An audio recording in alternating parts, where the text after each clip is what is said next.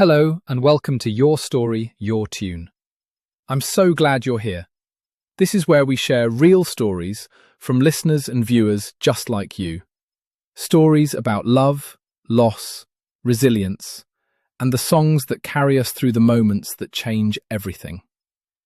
Tonight's story is one of profound courage and devastating grief, about a love that arrived in the most impossible circumstances and the strength it takes to stand up and speak truth when your heart has been shattered. Tonight's story comes from Sophie in Lincoln, who wrote to us about the night she fell in love with her best friend and the unimaginable loss that followed. This is Sophie's story. Sophie had been a paramedic in Lincoln for 12 years by 2023. She'd seen everything: road accidents on the A46, cardiac arrests in Boltham, overdoses in the city centre. She thought she was prepared for anything. But nothing prepares you for the moment you arrive at a call-out and realise the patient bleeding on the floor is your best friend. Jamie. They'd known each other since college. 20 years of friendship woven through pub quizzes at the Strugglers, Sunday roasts, late-night phone calls about everything and nothing. Sophie had met Lee, Jamie's boyfriend, a few times. Charming at first, then controlling, then dangerous. Jamie had confided bits and pieces: the jealousy, the accusations, the way he'd started isolating her from friends. But that night in September 2023, when Sophie's ambulance pulled up outside Jamie's flat on Monk's Road, she saw the full, horrific truth. Jamie's face was swollen, her ribs fractured, her wrist broken. Lee had done this. And as Sophie treated her, held her, whispered that she was safe now, something shifted between them. Something that had perhaps always been there, unspoken. Jamie looked up at her through tears and said, "I've always loved you, Soph. Not like a friend. Properly." And Sophie, hands trembling as she adjusted the oxygen mask, whispered back, "Me too. God, me too." That night, after Jamie was discharged, they went back to Sophie's flat in Birchwood. They talked until dawn. And then they stopped talking. It was tender, desperate, perfect. One night. Just one. They both knew how complicated it was, how impossible.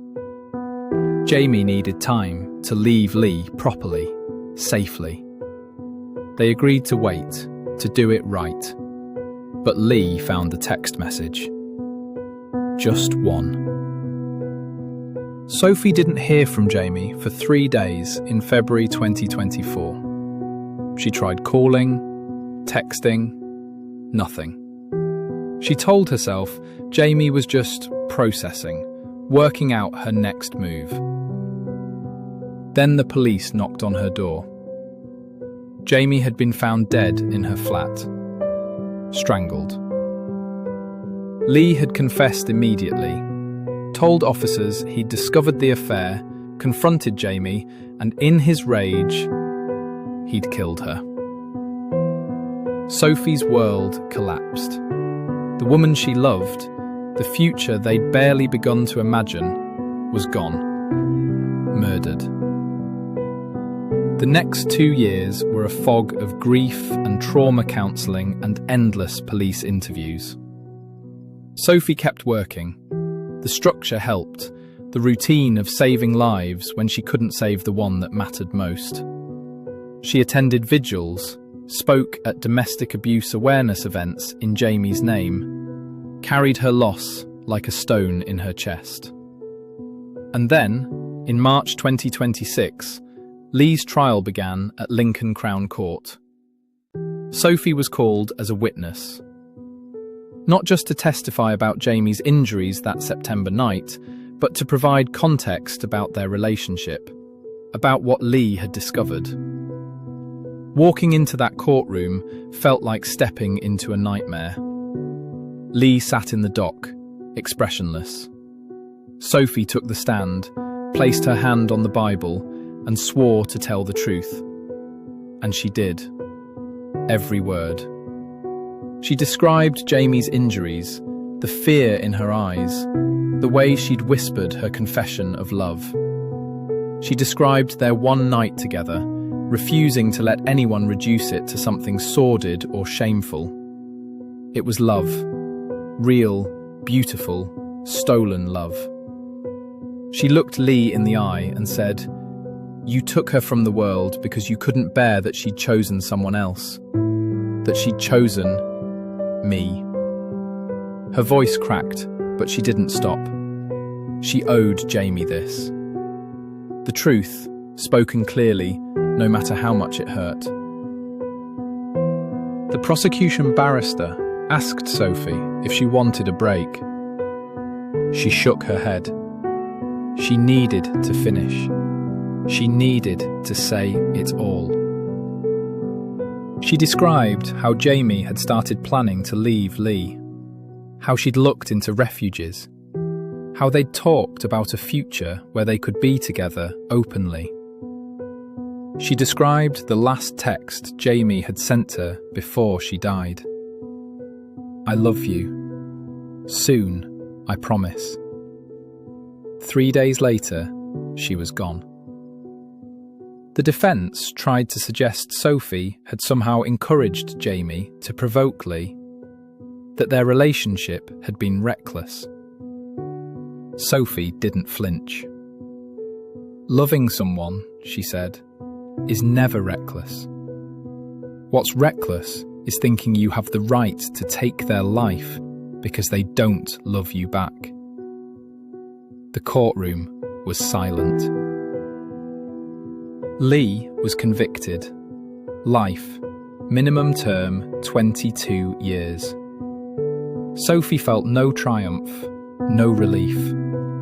Just the weight of everything Jamie would never have.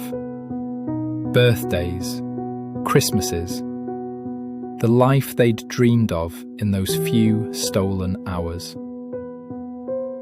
After the trial, Sophie drove to Hart's Home Country Park, where she and Jamie used to walk. She sat by the lake, watching the lights fade, and she played a song on her phone. A song Jamie had loved, had played constantly that autumn of 2023, when everything was changing. It was about longing, about love that feels both impossible and inevitable. Sophie closed her eyes and let herself cry, properly, for the first time since the verdict.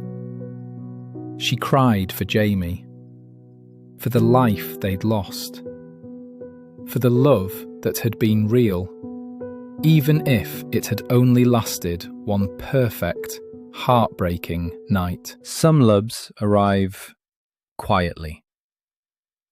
Others arrive in the midst of tragedy and change everything, even when they're heartbreakingly brief. Sophie's testimony wasn't just about securing justice. It was about honouring the truth of what she and Jamie had shared, refusing to let it be erased or diminished. And the song that means everything to Sophie? It's Chasing Cars by Snow Patrol.